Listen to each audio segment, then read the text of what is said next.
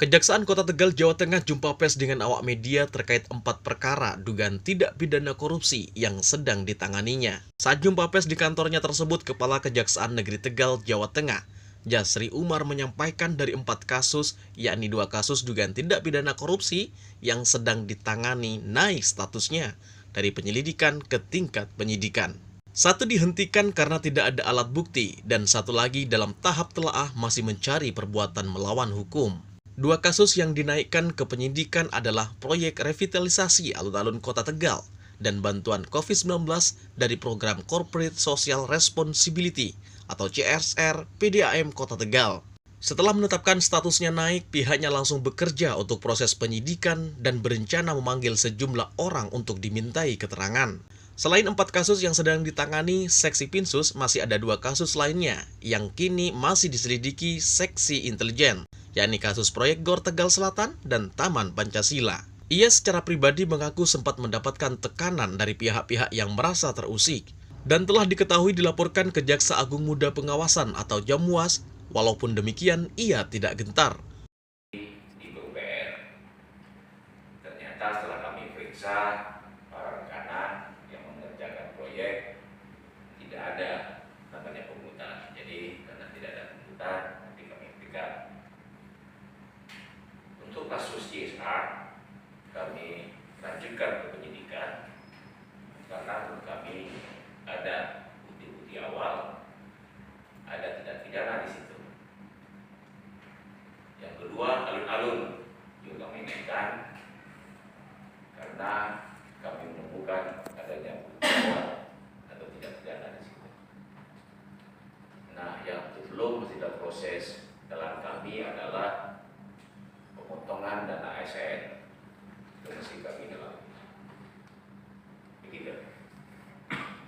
Pak, yang Tegal Selatan Itu masih apa namanya?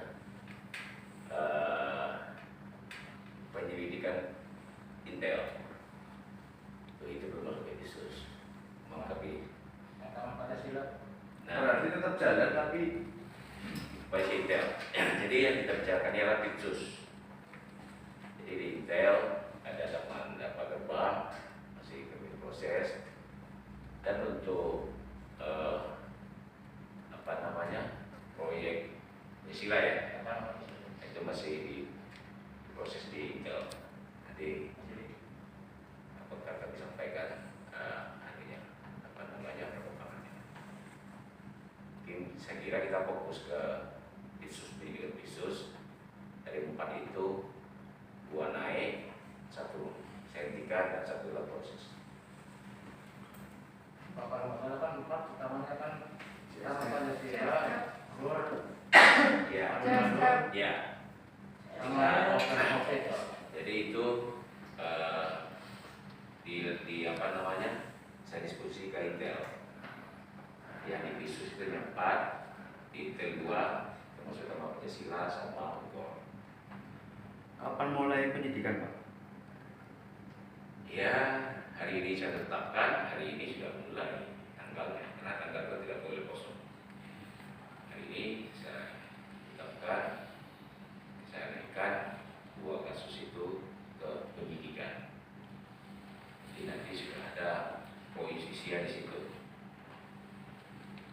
Artinya berarti bukan 4 tapi ada 6 kasus itu ya? Jadi gini harus bedakan.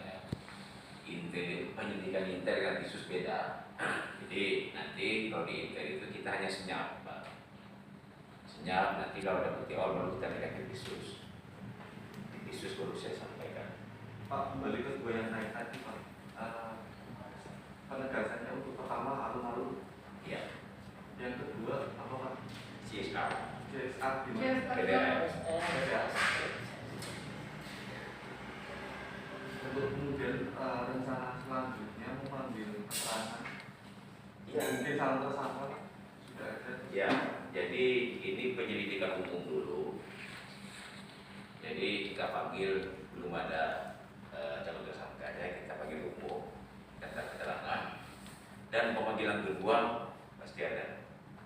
Itu baru ada calon tersangka. Rencana memanggil berapa orang?